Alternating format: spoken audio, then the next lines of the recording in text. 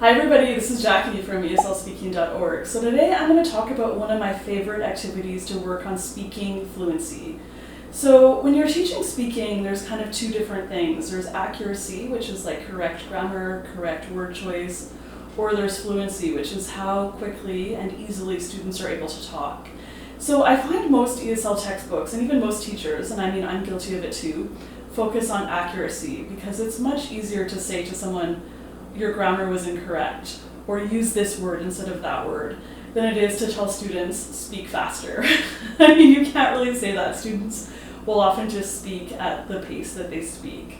So I like to use this activity in my classes in order to help students work on that and build some confidence that they actually are able to speak more quickly. I get students to prepare a short speech based on something that they know quite well. So it kind of depends on the topic of the day or the grammar or vocabulary that I'm teaching.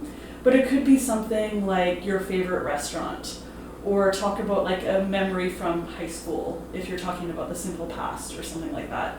And then I get students to make some notes, 1 or 2 words per line, but they're not allowed to write full sentences. And then I put them in pairs, and the students have to talk for 120 seconds or 2 minutes to their partner about that topic. At the end of that 2 minutes, the person listening has to ask 1 or 2 follow-up questions. The follow-up questions are actually not super important, but I do that to encourage active listening so that the other person just isn't thinking about what they're going to say and paying no attention actually to what this other person is talking about. So after they talk for 2 minutes and then 1 or 2 follow-up questions, they switch roles and the other person talks for 2 minutes and then 1 or 2 follow-up questions. Then after that, I get students to switch partners, and then they have to give that speech again, saying all the same things, but they have only 90 seconds this time. So they have to speak more quickly.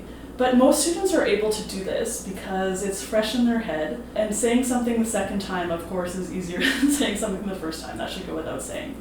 And so then the same thing happens. They speak for 60 seconds, 1 or 2 follow-up questions, switching roles, and then do it again. Or sorry, 90 seconds. They speak for 90 seconds. And then they switch partners again.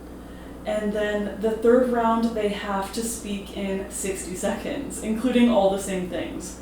So this is where it gets a little bit difficult. Not all students will be able to do it because the information from 2 minutes cut down to 1 minute is not that easy to include, even if you speak very quickly, but most students will give it a good try and do quite well, and it is the third time that they are saying it. So the same thing happens. They do the speech and then follow-up questions and then switch roles.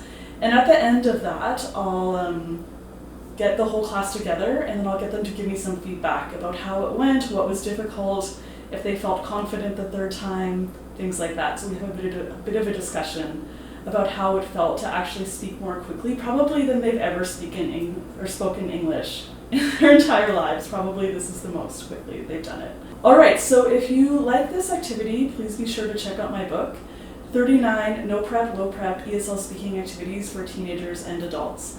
Also, please be sure to hit like, subscribe, and I'll catch you next time. Bye, everybody.